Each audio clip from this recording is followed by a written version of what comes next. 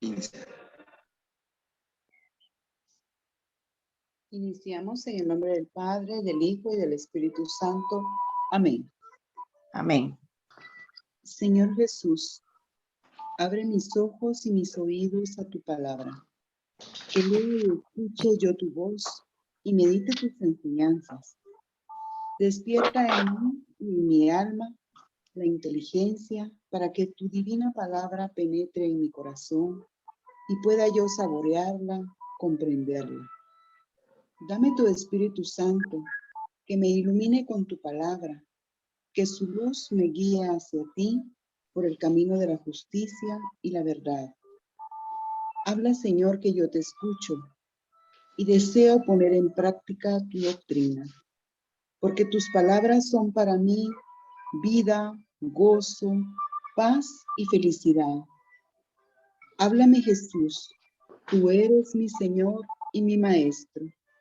María, Madre nuestra, hazme como tú, dócil a tu voz y dócil a la voz del Señor. Amén. Amén.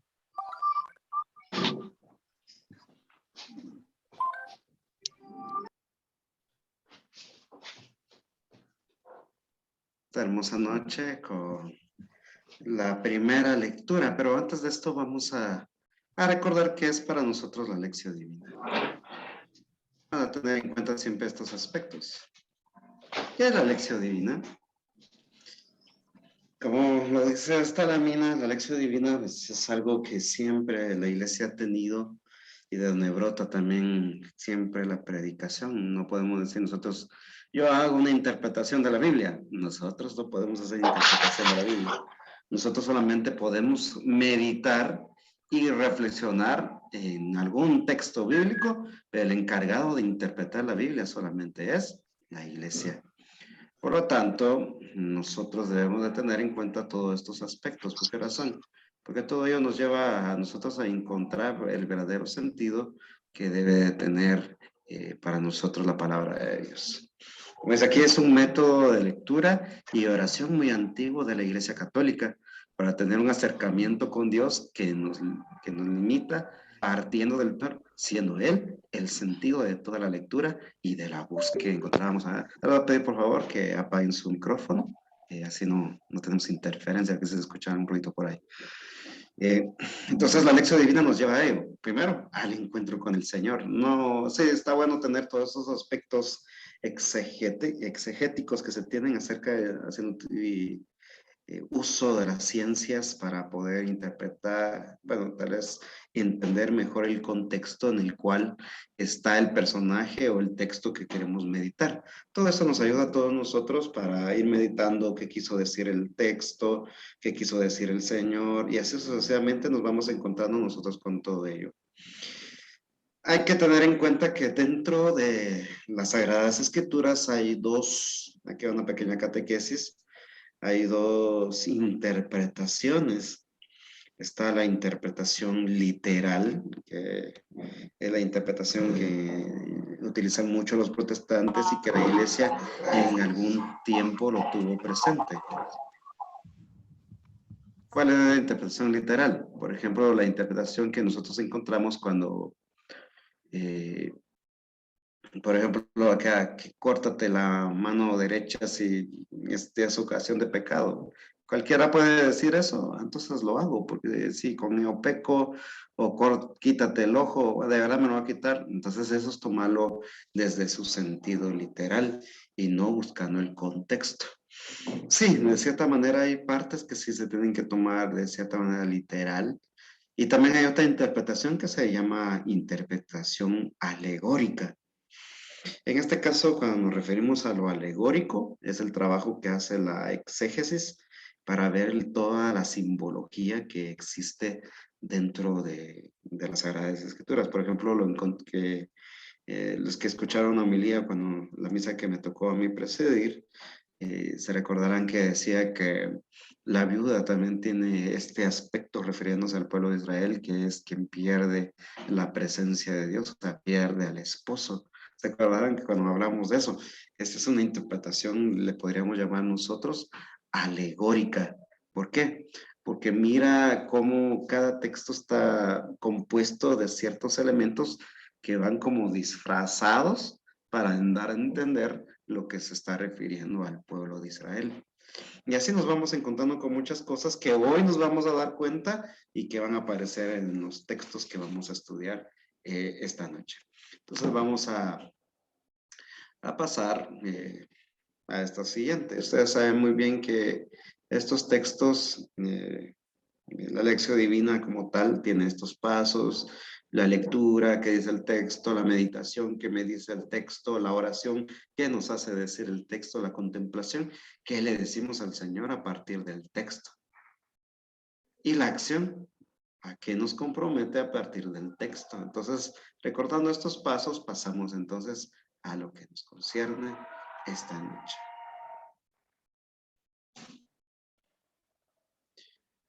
La lectura. ¿Qué dice el texto?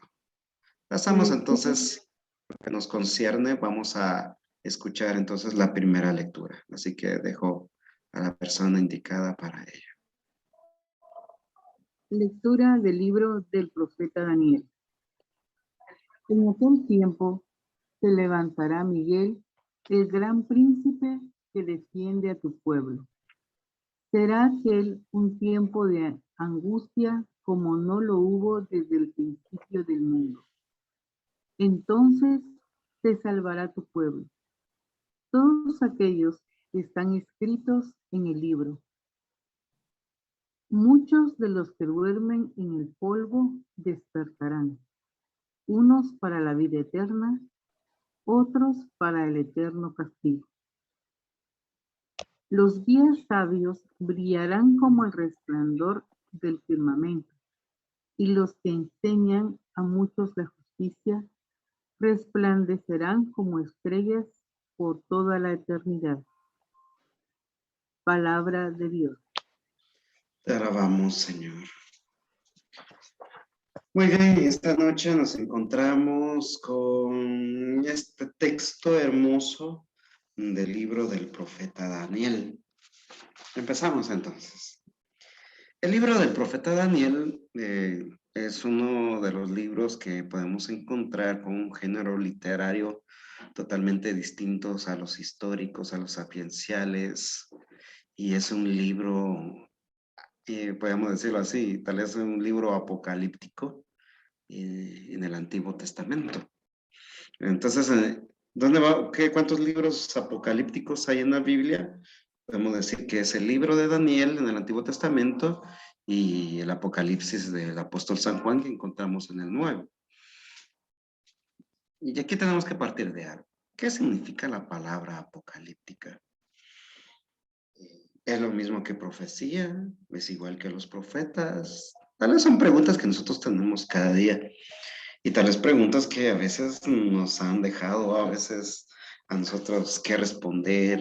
¿Será que es cierto todo lo que me dicen cuando hablan acerca del apocalipsis, que es algo tenebroso, que es algo que va a terminar con todo, que se va a destruir con todo, que vamos a ver una bestia volando, un dragón volando en el cielo? Y así sucesivamente, la apocalíptica en nuestros días se ha vuelto como algo terrorífico, como algo que no da sentido, como algo que en lugar de ayudarnos a nosotros a acercarnos a Dios por amor, nos acercamos a Dios por miedo. Y en eso son muy expertos los hermanos protestantes. Decimos entonces con esto, ¿qué es la apocalíptica? Entonces, apocalíptica quiere decir quitar el velo. Eso significa la palabra apocalíptica. Quitar el velo. En otras palabras, revelación. O sea, la revelación no es aquello que estaba yo en un sueño, ¡pum!, apareció tal cosa. No, revelación es en el sentido de que me quitan el velo y yo miro todo. Entonces, a eso se refiere la apocalíptica. Pero es igual que la profecía o cosas por el estilo como la que nosotros escuchamos, pues no. Cada situación, en este caso vamos aquí a explicar la diferencia entre profecía y apocalíptica. La apocalíptica, por lo tanto, se estamos diciendo nosotros que significa quitar el velo, Profecía quiere decir el que habla en nombre de, ya se da cuenta usted que es totalmente distinto. La profecía, podríamos decirlo nosotros, que se da en un contexto de orden. ¿A qué me refiero a un contexto de orden? Me refiero al contexto de orden cuando hay un rey, el pueblo tiene suficiente recursos económicos, tienen suficiente comida, y entonces la profecía brota de ahí, cuando el pueblo, teniendo aún casas, sueldos y puntos, dijo aquel, se desvía y toma otro rumbo, o sea, en el sentido que pierde su objetivo hacia Dios. Entonces ahí brota la profecía. La profecía entonces busca llamar la atención del pueblo y decirles, miren, se están portando mal, tienen que regresar nuevamente al Señor. Esa es la profecía. ¿Ya?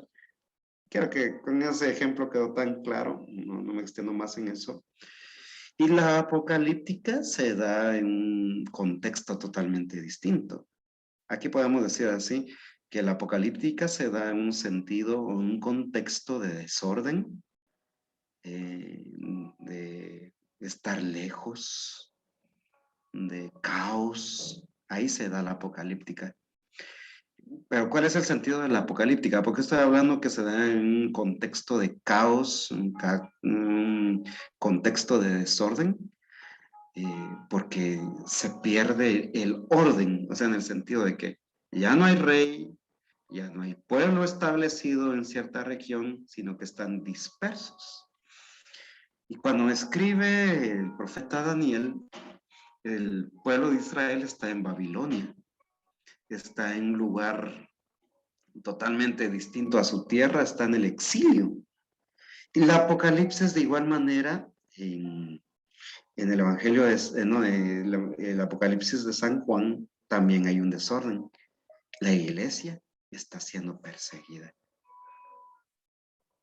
O sea, no es tanto que el pueblo haya caído en pecado, no, están en desorden. O sea, me refiero no al desorden de pecado, sino al desorden en el sentido de que están siendo perseguidos, no están en su tierra y así sucesivamente. Entonces la apocalíptica lleva ese sentido, dar esperanza. Ahí está la clave, dar esperanza. Eso es lo que quiere dar a conocer la apocalíptica. Entonces se dan en contextos totalmente distintos y con un objetivo totalmente distinto. Entonces la apocalíptica entonces viene a dar esperanza. Por eso decía, no es un libro de miedo. Al contrario, tanto nos enfocamos en el apocalipsis en ver que el dragón y todo ello y nos olvidamos de la victoria de Cristo. Y entonces hoy que estamos viendo este libro tan hermoso del profeta Daniel, entramos a todo esto. Muy bien. ¿Qué encontramos en la primera lectura? El eje de todo ello, vamos a tomar esta palabra, entonces se salvará tu pueblo. El libro del profeta Daniel contiene una serie de visiones, si pusimos atención, unas visiones proféticas que de dicho profeta habría tenido durante el duro tiempo que estuvo en el exilio en Babilonia, lo que ya explicábamos, por eso es que se origina la apocalíptica. Aún allá, en el extremo de la desgracia histórica, porque para el pueblo de Israel fue una desgracia que Babilonia los conquistara y que destruyeran su templo. Ante esta supuesta desgracia histórica del pueblo de Israel, el Señor suscita en el profeta algo. ¿Y qué origina? Orientar y animar la fe. Ese es el objetivo que tenemos que tener presente. Daniel, ¿por qué escribe entonces? Orientar, animar la fe de Israel destruido y dispersado. En otras palabras, el profeta Daniel da un mensaje de esperanza. Y para esto vamos a tocar 3 puntos. El primer punto que vamos a tocar aquí es acerca del plan sobre la historia del mundo. Punto número 1, entonces, Dios tiene un plan sobre la historia del mundo. No todo está escrito, no todo está dicho. Por esa misma razón aquí tenemos que entender algo. Una pregunta básica que le hacen a uno cuando estudia filosofía es esta. ¿Existe la nada? Y podemos decir nosotros, sí existe la nada. ¿Por qué? Porque si no existiera la nada, nosotros ya sabríamos qué sucedería mañana. Ya nosotros sabríamos qué va a pasar la otra semana. Ya todo estuviera escrito. Entonces, por eso no concuerda en nuestra doctrina decir que todo está escrito en la Biblia y que eso va a pasar y que así va a ser. No concuerda eso con la doctrina católica. ¿Por qué? Porque Dios es el que tiene el plan, no el hombre. Y conforme al actuar del ser humano, Dios tiene un plan. Y ese plan siempre Dios lo va corrigiendo cuando el hombre se desvía. Cuando el hombre toma otro rumbo, Dios siempre vuelve a corregir nuevamente. Eso es lo que quiere dejar entonces el profeta Daniel presente. ¿Qué pasó? Daniel entonces es invitado a hacer ver a Israel en Babilonia que sucederá algo al final de la historia del mundo. Algo que Dios conoce y guía por medio de sus mensajeros y servidores, como el ángel, o mejor dicho, el arcángel Miguel, que es quien se aparece a Daniel y le va diciendo qué es lo que va a suceder, cómo Miguel va a pelear a favor del pueblo de Israel. Entonces, hay que tener presente eso. Dios tiene un plan sobre la historia del mundo. Por eso la apocalíptica. Y eso mismo también sucede con el Apocalipsis de Juan. De cierta manera, los cristianos, como lo narra ahí, están siendo perseguidos, el anticristo que se pone en contra de la iglesia que sufre. Pero como Dios tiene un plan, lo lleva a cabo y sale victorioso. Dios sale victorioso por medio de su iglesia. Y si Cristo es quien triunfa, también la iglesia triunfa. Por eso es algo que debemos de tener nosotros ahí presente. Entonces, primer punto, Dios tiene un plan sobre la historia del mundo. 2. Se trata de un periodo de la historia difícil, pero orientado a la salvación. Interesante ese punto. ¿Por qué razón? Porque en sí mismo, en el constante combate entre el bien y el mal, combate en el cual Dios libra a su pueblo de la muerte y el exterminio. En otras palabras, en este segundo punto, ¿qué nos da a conocer? Que aunque muy difícil se pueda ver el panorama, siempre va a estar orientado a la salvación. ¿Por qué razón? Aquel dicho que siempre decimos, Dios sabe escribir en renglones torcidos. Dios endereza todo. Y para un cristiano no va que árbol que crece torcido ya no endereza. No. Árbol que crece torcido, sí. Dios lo sabe enderezar. Punto 3. Se habla finalmente de la resurrección final de los amigos de Dios y hasta de sus enemigos. Luego tendría lugar una evaluación de esas existencias, o sea, en el sentido de la misma resurrección, ¿cómo va a ser el juicio? Con él el mensaje se convierte en una profecía de esperanza. El Señor no está ajeno a la fidelidad, al martirio que sufren en la hora presente quienes en medio de las confusas situaciones de la historia le permanecen fieles. Estos amigos del Señor son a quienes nosotros conocemos como santos. Los amigos de Dios. ¿Por qué razón? Por la confianza íntima que hubo, confianza y relación íntima que hubo con ellos. Dios y ellos con Dios. Por esa misma razón los llamamos santos, porque han tenido una relación más allá de lo que nosotros podemos imaginar, más allá de lo que nosotros podemos comprender y a la cual todos nosotros estamos llamados a ser santos. Vocación universal del cristiano, ser santo. Y es algo que nosotros debemos de tener en cuenta. Entonces, estos puntos debemos de tener en cuenta para meditar esta lectura del profeta Daniel.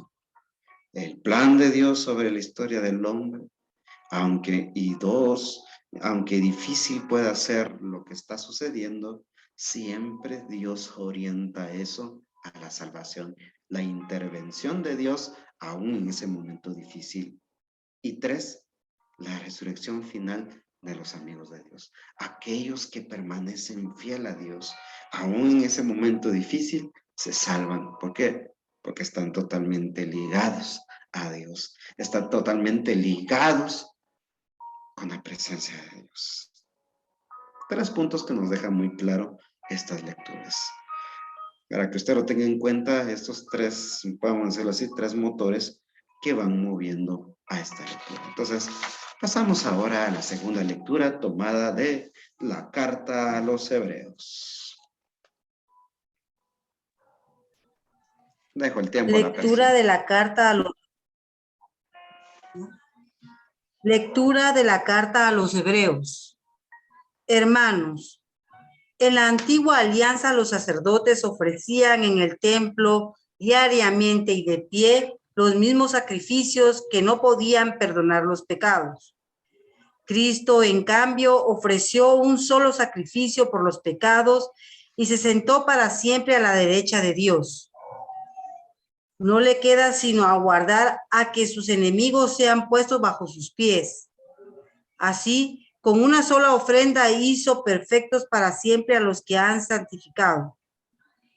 Porque una vez que los pecados han sido perdonados, ya no hacen falta más ofrendas por ellos. Palabra de Dios. Te alabamos. Te alabamos, Señor.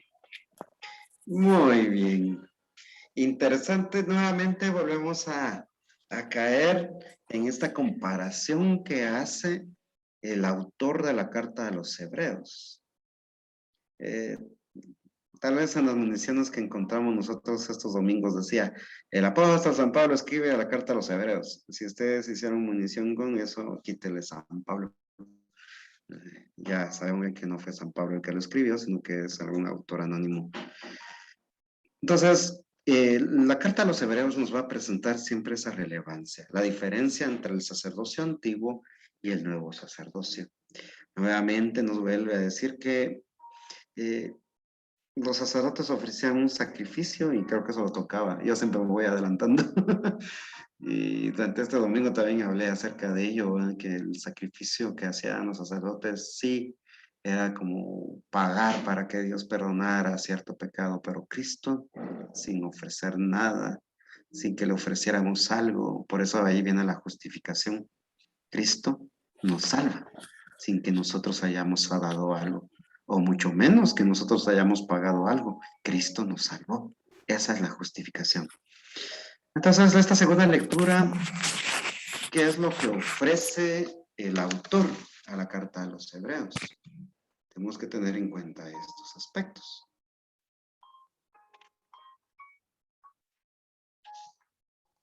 En el tiempo del caminar hacia el momento final de la historia y de la comunidad cristiana se le invita al mensaje de esta segunda lectura a los Hebreos, que va apegado a lo que meditábamos en la primera lectura, a llevar su fe profunda en Cristo, sumo y eterno sacerdote. ¿Por qué? Porque ese sumo sacerdote que es Jesucristo ofrece el sacrificio definitivo, sacrificio en el cual está totalmente el perdón de nuestros pecados. Perdón que nosotros renovamos cada momento en nuestra vida, pero eso sí, libremente, no obligado. Y vamos a encontrar también aquí 2 puntos, pero así más corto. El primer punto que encontramos en esta carta a los Hebreos es este. 1. En él se encuentra, refiriéndome a Jesús sumo sacerdote, el motivo de una esperanza sólida. Volvió otra vez a salir esta palabra, esperanza. Su sacrificio. Lo que él ha hecho para redimir a los hombres es del agrado de Dios. es perfecto, no necesita de muchos sacrificios y por lo tanto digno de la fe de los que se acercan a él. No se necesitan entonces muchos sacrificios. Aquí vamos a encontrar algo también a lo cual apuntábamos este domingo. A este sacrificio que es el cual se está refiriendo, no se está refiriendo al sacrificio que nosotros hacemos, el sacrificio eucarístico. Ya les decía yo el domingo que es muy distinto el sacrificio cruento, que es la que pasó Cristo, al sacrificio incruento que pasamos nosotros y que nosotros damos como ofrenda a Dios por medio de la Eucaristía. Es totalmente distinto. Y entonces al encontrarnos con todo ello, ¿por qué lo digo? Porque muchas personas nos pueden decir, ustedes cada día cuando hacen la misa matan a su Dios. Ustedes cada día que participan en la Eucaristía sacrifican a Jesús. Muchos pueden decir eso, pero es totalmente distinto. O sea, el mismo efecto de hace 2000 años con ese único sacrificio de Cristo, sí, son los mismos efectos que sufrimos nosotros. O sea, en el sentido de encontrarnos con la salvación de Cristo por medio del sacrificio eucarístico.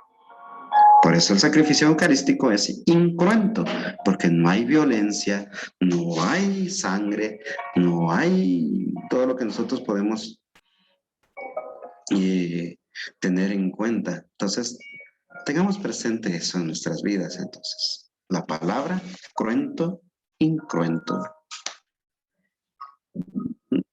Meditamos nuevamente esto. Si estamos hablando entonces de un sacrificio así único, ese mismo sacrificio nos ofrece a nosotros el perdón de los pecados. Ahora bien, ejemplo número 1.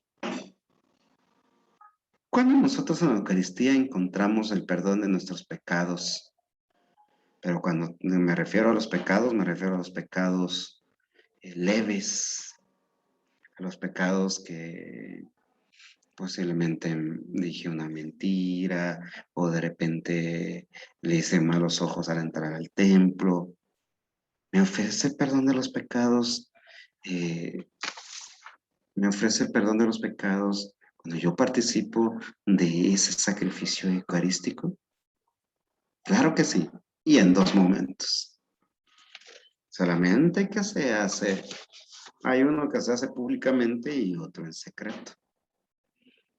Por ejemplo, cuando hacemos el yo confieso o algún otro tropo se le llama a aquella parte que tú que estás sentado a la derecha del Padre para interceder por nosotros, Señor, ten piedad. Cuando decimos esa parte se le llama tropo. Al final de todo eso, nosotros terminamos, el sacerdote termina diciendo, Dios Todopoderoso tenga misericordia de nosotros, perdone nuestros pecados y nos lleve a la vida eterna. Amén. Ahí, cuando se hace con fe, nuestros pecados leves quedan absueltos, ya que el sacerdote, esa es la fórmula de absolución que hace en ese momento. Pero no los pecados como le llamábamos antes, mortales, que ahora se le conocen como pecados graves. Esos no, porque esos sí tienen que ser confesados, porque siempre atentan contra la vida del ser humano. Entonces nos encontramos con eso. La otra absolución que encontramos nosotros en la Eucaristía es esta. Cuando se lee el Evangelio, hay una oración secreta que siempre se dice, que por las palabras del Santo Evangelio sean perdonados nuestros pecados. Segunda absolución. Por esa misma razón se nos invita a nosotros que cuando se dan las lecturas, pongamos atención, porque con la escucha, ustedes han dado cuenta que yo siempre hablo de la escucha, porque eso es lo importante, que por las palabras del Santo Evangelio sean perdonados nuestros pecados.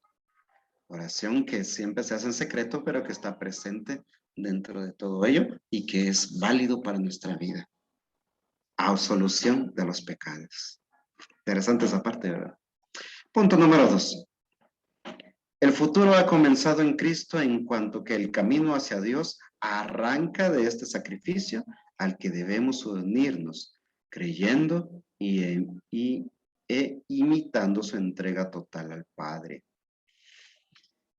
Si nosotros desde nuestro bautismo decimos que somos otro Cristo, es lo que nosotros debemos de tener en cuenta. Otro Cristo significa entonces imitar a Cristo. Entrega total, sacrificio agradable a Dios. Y por esa misma razón, todo lo que nosotros vamos a hacer en nuestra vida, ya sea nuestra vida sacramental, siempre va a tener en cuenta ello, una entrega total a Dios. Si usted se da cuenta, desde el bautismo se nos pide a nosotros esa entrega. También desde cuando nosotros recibimos nuestra comunión, entrega. Confirmación, entrega nuevamente. Matrimonio, entrega. Sacerdocio, entrega. Todo va a ser acerca de entrega. Lo que pasa es que a veces nosotros no nos damos cuenta de ello y buscamos y estamos en otras cosas que no nos dejan a nosotros realmente encontrar el verdadero sentido acerca de todo ello. Por eso la invitación para todos nosotros es ello. Ese sumo sacerdote nos ofrece el perdón, nos ofrece a nosotros por medio de ese único sacrificio la gracia de encontrarnos con esa paz y el perdón en nuestras vidas. Pasamos al Evangelio. Lectura del Santo Evangelio según San Marcos. Gloria a ti, Gloria a Señor. ti, Señor. Gloria a ti, Señor Jesús. En aquel tiempo Jesús dijo a sus discípulos: cuando lleguen aquellos días después de la gran tribulación, la luz del sol se apagará, no brillará la luna, caerán del cielo las estrellas y el universo entero se conmoverá. Entonces verán venir al Hijo del Hombre sobre las nubes con gran poder y majestad, y Él enviará a sus ángeles a congregar a sus elegidos desde los 4 puntos cardinales y desde lo más profundo de la tierra a lo más alto del cielo. Entiendan esto con el ejemplo de la higuera. Cuando las ramas se ponen tiernas y brotan las hojas, ustedes saben que el verano está cerca.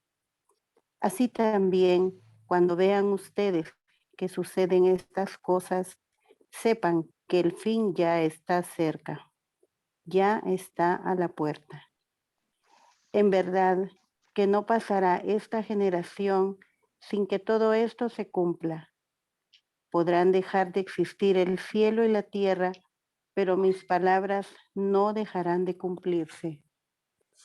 Nadie conoce el día ni la hora, ni los ángeles del cielo, ni el Hijo, solamente el Padre. Palabra del Señor. Gloria a ti, Señor Jesús. Muy bien. Interesante esta parte, si se dan cuenta, también es una parte apocalíptica dentro del Evangelio de Marcos. Siempre vamos a encontrar estas partes apocalípticas en las 4 versiones del Evangelio. El Evangelio, entonces, si ustedes se dieron cuenta, y si lo vuelven a releer, van a encontrarse ustedes con una riqueza de imágenes que hablan del fin de los tiempos. Escúchalo bien, fin de los tiempos, no del mundo. En el discurso Jesús de Nazaret, ¿qué es lo que hace? Urge a sus apóstoles en diversos momentos en su camino hacia Jerusalén y les habla acerca del fin, pero ¿con qué sentido? El maestro llama la atención sobre lo que significa el fin del mundo, pero utiliza este término, fin de los tiempos. Importa notar entonces estos elementos que vamos a enumerar en esta noche acerca de la enseñanza de Jesús. Número 1. Y dentro de este número 1 vamos a encontrar otros elementos que nos van a ir orientando a todos nosotros. Número 1. Ante todo, el fin de los tiempos será la venida del Hijo del Hombre. ¿Se acuerdan que decíamos que San Marcos utiliza mucho este término o este nombre cristológico que aparece en el libro de Daniel? ¿Se acuerdan cuando decimos la comparación? Cuando dice en su capítulo 7, versículo 13, cuando dice, entonces vi en los cielos que venía alguien semejante a Hijo de Hombre. O sea, alguien que no era hombre. O sea, es un título cristológico. Entonces San Marcos utiliza eso. La venida del Hijo del Hombre. Y es ello lo que debe de importar a los discípulos suyos, que su venida será con poder y majestad. Es el primer signo que pone. La venida del Hijo del Hombre entonces es con poder y majestad. ¿Pero qué quiere decir eso de poder y majestad? Quiere decir esto. Poder y majestad quiere decir que Cristo viene nuevamente con la intención de llevar a plenitud el reino que ya vino a iniciar en el mundo. Plenitud. Eso quiere decir poder y majestad. Dicha venida en gloria para resolver la historia total tiene también otros elementos simbológicos. Pero aquí quiero yo enfatizar esto. ¿A qué nos estamos refiriendo entonces? Al reino de Dios, a llevar a plenitud. ¿Se acuerdan ustedes que hemos hablado muchas veces acerca de la parusía? La parusía muchas veces es tomado esta palabra como algo cual se va a acabar la tierra también cuando se habla mucho de parusía, pero la palabra parusía significa manifestación. ¿Pero manifestación qué? Manifestación plena. ¿Plena de quién? De Cristo. Pero desde que aquí ya nos entramos en ciertas contradicciones, podríamos decirlo de esta manera. ¿Por qué razón? Y no que Cristo está. Algunos dicen que Cristo está y otros dicen que Cristo se fue. Entonces, ¿de qué estamos? Sí, Cristo ascendió al cielo, pero su presencia está entre nosotros. Y esa presencia, tal vez no lo podemos ver, pero sí lo podemos sentir. Podemos sentir la presencia de Dios en la humanidad, pero en la parusía, como lo habla aquí, es que la manifestación plena. O sea, Cristo se va a manifestar, como lo dice aquí, con poder y majestad, en plenitud totalmente en el reino que Él ya vino a iniciar y que la iglesia está trabajando por ella. La iglesia trabaja por el reino de Dios. Y entonces dentro de esta venida en poder y majestad aparecen ciertas cosas. Aparecen los fenómenos naturales de lo cual nos hablaba el texto que le acompaña. Por ejemplo, una venida en medio de las nubes. Eso también lo encontramos nosotros en Apocalipsis 1:9. Sol que se hace tinieblas, o sea, todo esto que vemos nosotros, que el sol que alumbraba se oscurece, la luna sin brillo, estrellas que caen del cielo, ejércitos, constelaciones que tiemblan. No son las predicciones de hechos extraños, y aquí es donde tenemos que poner atención, sino que la indicación de que la venida de Cristo es importante y afectará a toda la creación, renovándola, llevándola a su plenitud. ¿Entendió esa parte? Ahora le explico. Estas señales que van apareciendo son señales que siempre la naturaleza ha tenido. Por eso usted no se asuste cuando se da un eclipse o que aparece un arcoíris alrededor del sol, que ya nos empiezan a decir, Cristo ya viene, arrepiéntase, que sucedió un terremoto en tal lugar, arrepiéntase. Estos son aspectos y actividad natural. ¿Se acordaron ustedes cuando el volcán de fuego hizo desastres en parte de Escuintla y San Juan Alotenango?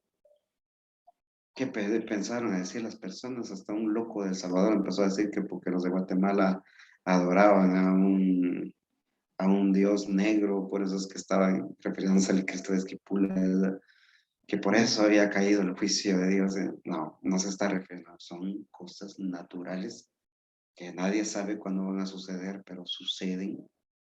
y que no tiene nada que ver eso con acontecimientos del fin del mundo.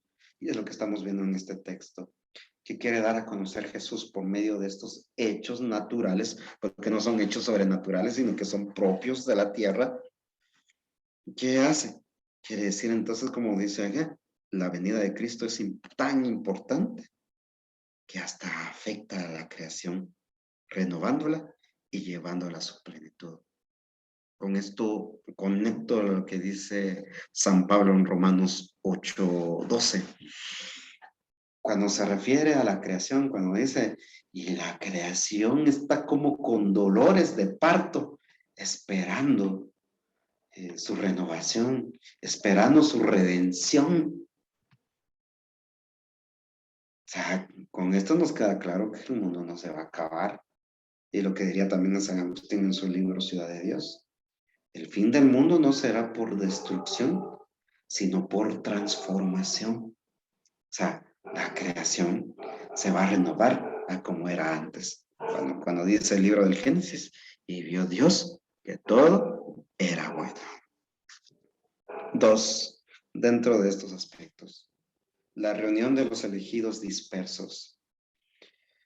Este otro signo que va apareciendo, símbolo, realizado por mensajeros y servidores, o sea, los ángeles, se traduce con la finalidad del momento aquel, rescatar, llevar a una situación de salvación a los que han sido fieles, aunque destruidos y dispersos por el mundo, confían y esperan en la victoria del Señor.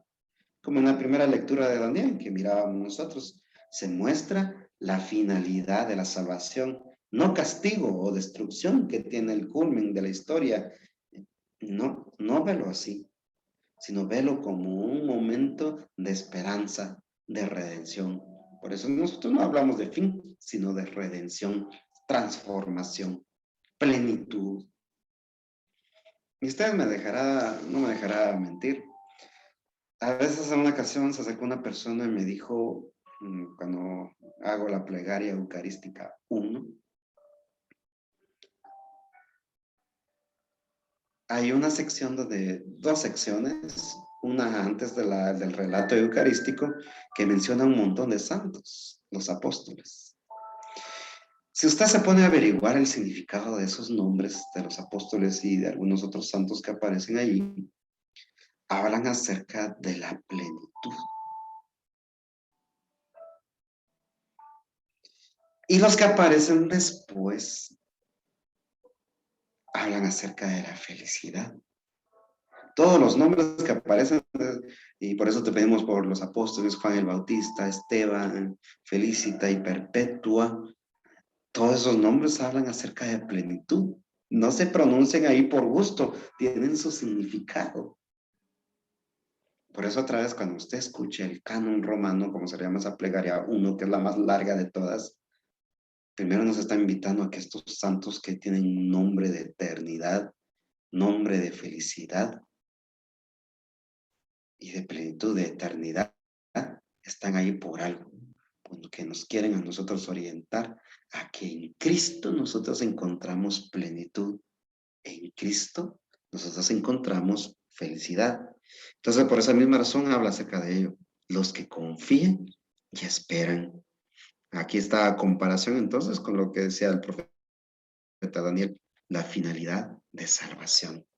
Muy difícil para ese momento, sí, pero ahí está el aspecto de la salvación. Aspecto número 2, la llamada a la vigilancia responsable sobre cómo se está preparando dicho momento de la historia. Creo que a todos nosotros, no refiriéndonos así personalmente, sino como iglesia, creo que nos llamarían mucho la atención a nosotros.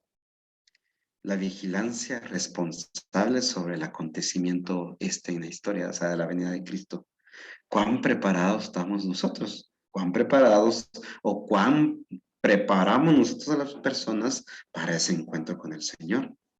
Creo que nos costaría bastante. Y aparte creo que sacaríamos de un 10 posiblemente un 4 o 5. Por esa misma razón Jesús habla acerca de la higuera y la cercanía de la primavera. O sea, le da a conocer entonces a los cristianos que hay que estar atento.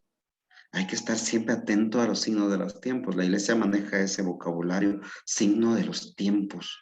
Pero no el signo de los tiempos de decir, ocurrió un terremoto, ya es el fin del mundo. No, signo de los tiempos en el cual la iglesia tiene que responder. Cuando usted va a escuchar algún texto de la iglesia que habla, hay que estar atento a los signos de los tiempos, se está refiriendo a la realidad en la cual todos nosotros estamos y a la cual todos nosotros debemos estar vigilantes y ayudar y estar preparados. Esperar y no decaer. ¿Cuesta? Sí. Vigilar, no caer en el alarmismo, o sea, en el sentido de que cualquier cosa, el fin del mundo, no. A estarse atento a los signos de los tiempos, pero no malinterpretarlos, cayendo en actitudes de temor o falsa preparación. Si a Cristo seguimos, lo seguimos porque lo amamos, no porque tenemos miedo. ¿Por qué sigues a Cristo? ¿Será que sigues a Cristo porque te contaron que si no lo sigues te vas a morir y que te vas a ir al infierno? ¿O lo sigues por amor?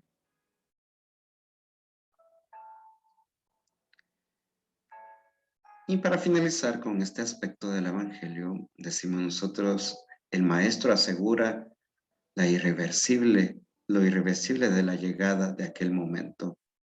No lo podemos evitar. No podemos ni siquiera buscar fechas. No lo tenemos que ver nosotros como una amenaza, sino un simple hecho de decir, sí, el Señor nos dice, hay que estar preparados. No es una amenaza. Nunca busquemos nosotros calendario o busquemos fechas como dicen algunos. Si usted escucha, el 2021 va a ser el fin del mundo por el texto bíblico que aparece tal cosa, no le crea, no se llene de miedo. Cristo no lo ha dicho. Lo dijo una persona, pero no Cristo. Tengamos entonces presente, ¿a qué nos lleva entonces todos estos aspectos apocalípticos que hemos visto el día de hoy? La esperanza. Estar preparados, esperar y no desesperarnos. Vigilar y estar atentos, pero sobre todo prepararnos en el buen sentido para encontrarnos con el Señor cara a cara y no decaer. El Evangelio entonces nos invita a ello, a ver al Señor cada momento de nuestra vida. La meditación. La meditación subraya el esfuerzo que hacemos para actualizar el texto e insertarlo en el horizonte de nuestra vida y nuestra realidad, tanto personal como comunitaria. Hermanos y hermanas, todos nosotros hemos visto cómo nuestra actualidad ha cambiado muchas cosas, aún nuestra forma de ser. No sé si le ha pasado a usted que hoy quizás dar la mano para saludar se siente hasta como algo extraño o como haber hecho algo malo. No sé si le ha pasado a usted eso. Entonces llega un hermano ahí, le da la mano y usted lo da y usted se queda. ¿Y ahora qué hago? La actualización misma de todo ello. Los signos de los tiempos. Ante estos signos de los tiempos que hemos pasado desde el año pasado y todavía lo estamos pasando hoy en día, son signos de nuestros tiempos. Y ahora le digo, todas las amenazas que vinieron, que es el fin del mundo, que Cristo ya está cerca y Cristo ya está acá. Dígame, ¿se ha cumplido, sí o no? ¿No? Pero por medio de ello la iglesia que nos invita a nosotros a abrir los ojos y, como diría el Papa Francisco, a evaluar nuestra fragilidad como seres humanos. ¿No lo sabemos todo? Aún el más experto o más inteligente o más, vamos a decir, más estudiado en el mundo, se sintió vulnerable ante esta enfermedad. Aún los presidentes, aún Estados Unidos, que siendo una potencia a nivel mundial, se sintió vulnerable. Ahí es donde nos damos cuenta todos nosotros que en estas situaciones que van pasando en la vida, somos vulnerables. ¿Cuántas personas de dinero? ¿Cuántas personas teniendo mansiones? ¿Cuántas personas teniendo tantos recursos económicos murieron? El dinero no los cobró. Y también así personas que no tienen absolutamente nada, pero por no querer cargar una mascarilla que en ese entonces tal vez valía 5 quetzales, otros que valían 20, otros que valían 15, no se cuidaron y que también ya no están. Signos de los tiempos. ¿Cómo nosotros reaccionamos a esos signos? Ah, pero a mí la fe en Dios me cuida. Expresión de muchas personas que fue también ello. Dios me cuida, yo salgo sin mascarilla. Y hasta muchos se burlaron de la iglesia cuando decía que solamente iba a tener tal aforo. ¿Y cómo va a ser eso que la misma iglesia no tiene fe? Fe no solamente es arriesgarse. La fe también lleva a tener prudencia. La fe también me lleva a mí a ser responsable de las cosas. Por eso hablábamos hace un momento de la preparación responsable. Los signos de los tiempos. ¿Y vieron? Hoy en día, gracias a Dios, miren, nos quedamos los que teníamos que quedarnos. ¿Estamos hoy acá? Sí. ¿Por qué? Por la gracia de Dios. Sí, la fe también nos llevó a cuidarnos. La fe nos llevó, de esta manera, sí, tener cierto miedito. Pero que no sea un miedo exagerado. También la vida sigue y hay que seguir luchando. La apocalíptica entonces nos lleva a todos nosotros a tener esperanza. A mí sinceramente me llamó mucho la atención ese momento tan especial cuando el Papa Francisco en el mes de abril de 2020, cuando estaba iniciando todo ello, cuando se cerraron todos los países y aquí en Guatemala estábamos en toque de queda, cuando el Papa Francisco dijo en su homilía tomada del Evangelio de San Marcos, en esta barca estamos todos. Y toca entonces a nosotros salir adelante en medio de todo ello. Y un aspecto muy importante que sí está en el Apocalipsis de Juan y que nadie lo notó. Yo no sé si usted lo notó. Dice el libro del Apocalipsis, y todo ojo le verá cuando venga el poder. Dígame, ese mes de abril de 2020, aún católicos, medios católicos, protestantes, estaban escuchando lo que decía el Papa Francisco.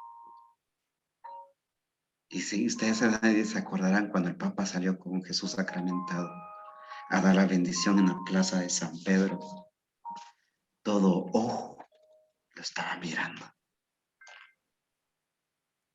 Pero nadie se dio cuenta que ahí se cumplió, podríamos decirlo así, ese aspecto. Todo ojo lo miró y nadie dijo nada. ¿Por qué?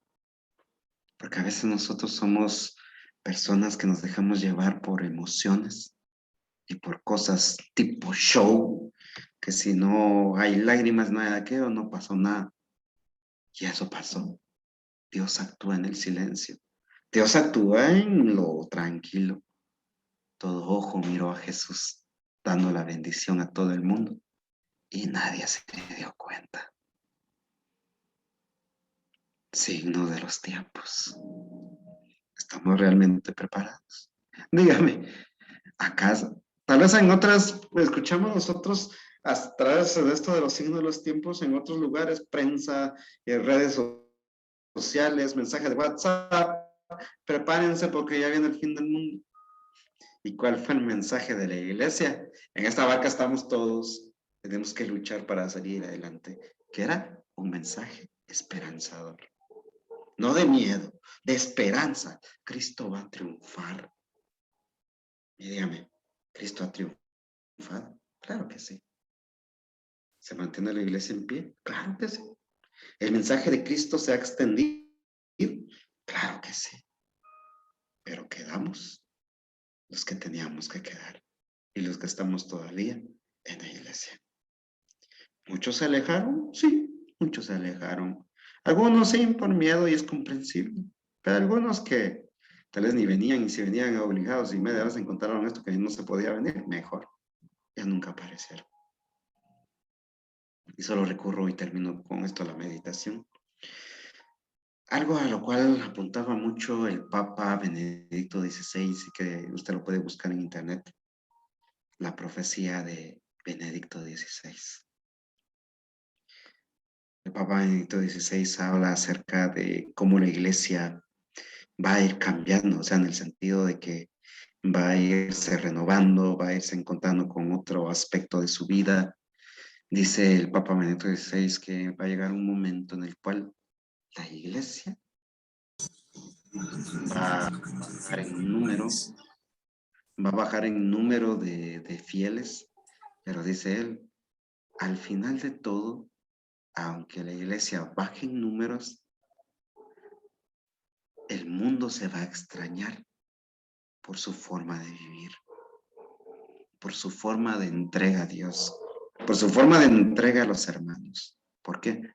Porque la iglesia se ha purificado. Tengamos presente entonces eso. Esperanza entonces. No desesperación, sino esperar con fe. Ahí donde usted esté, hagamos este momento de oración, agradeciéndole a Jesús por habernos dejado escuchar su palabra, meditarla. Abramos nuestro corazón a Dios. Señor Jesús, esta hermosa noche que nos has permitido tener, te damos infinitas gracias porque nunca te has alejado de nosotros. Al contrario, en todo momento vas con nosotros acompañándonos para salir adelante. Permite que cada día nosotros podamos vivir conforme a lo que tú nos pides, no como nosotros queremos, sino que cada día nosotros podamos meditar acerca de tu palabra y sabernos encontrar contigo. Permítenos, Jesús, ser fieles instrumentos de ti, que podamos en todo momento acercarnos solamente a ti y reconocer cuando tú nos hablas a nosotros. Queremos serte fiel. Eres el anhelo de nuestro corazón, lo que nosotros necesitamos. Te lo pedimos a ti que vives y reinas por los siglos de los siglos. Amén. Amén.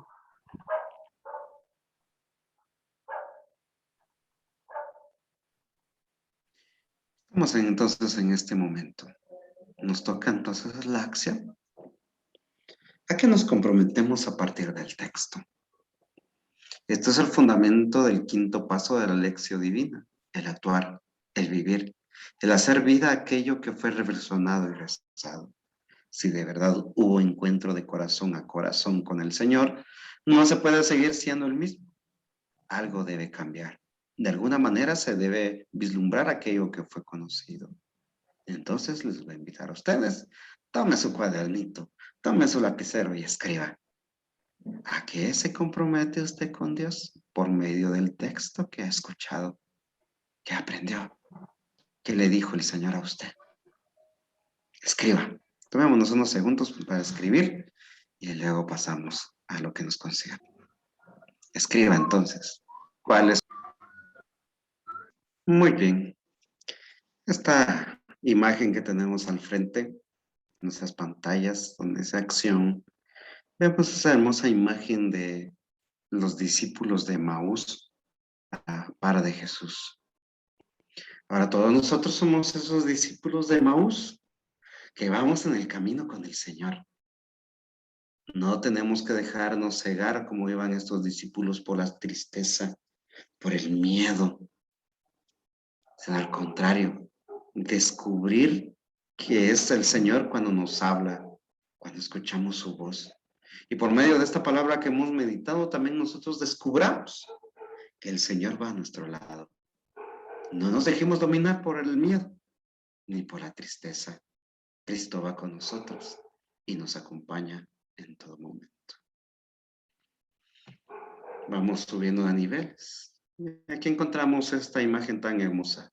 Vamos meditando la lectura, fuimos haciendo oración meditación, contemplación y acción, para ir subiendo cada escalón y llegar hasta ese lugar donde Cristo está y nos está esperando con los brazos abiertos. Finalizamos entonces este momento con la lectura y la proclamación del salmo que nos corresponde para este domingo. Dejo a quien está a cargo de todo.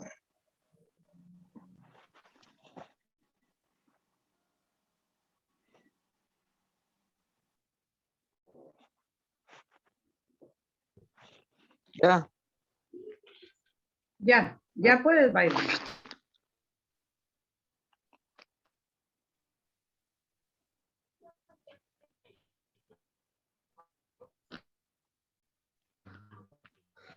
Ya puedes iniciar. Enséñanos, Señor, el camino de la vida. ¿Ya? El camino de la vida. El Señor es parte que me ha tocado en herencia. Mi vida está en sus manos. Tengo siempre presente al Señor. Y con Él a mi lado, jamás tropezaré. Enséñanos, Señor. Enséñanos, Señor, el camino de la vida. No, por eso se me alegra el corazón. Y el alma y el cuerpo vivirá tranquilo. Porque tú no me abandonarás a la muerte, ni dejarás que sufra yo la corrupción. Enséñanos, Señor, el camino de la vida. Enséñanos el camino de la vida. Sáciame de gozo en tu presencia y alegría perturba junto a ti. Enséñanos, Señor. Enséñanos, Señor, el camino de la vida. Ya. Gloria al Padre, y al Hijo, y al Espíritu Santo, Como en el principio, ahora y siempre, por los siglos de los siglos. Amén. Por los siglos de los siglos. Amén. Hagamos todos juntos la oración que Cristo nos enseñó. Padre nuestro que estás en el cielo, Padre nuestro que santificado estás en sea el tu cielo, nombre. santificado sea tu nombre. Venga a nosotros tu reino, hágase tu Venga a voluntad en la nosotros, tierra como en el hágase tu cielo. voluntad en la tierra, como danos hoy nuestro pan Danos de hoy cada nuestro pan de día. cada día.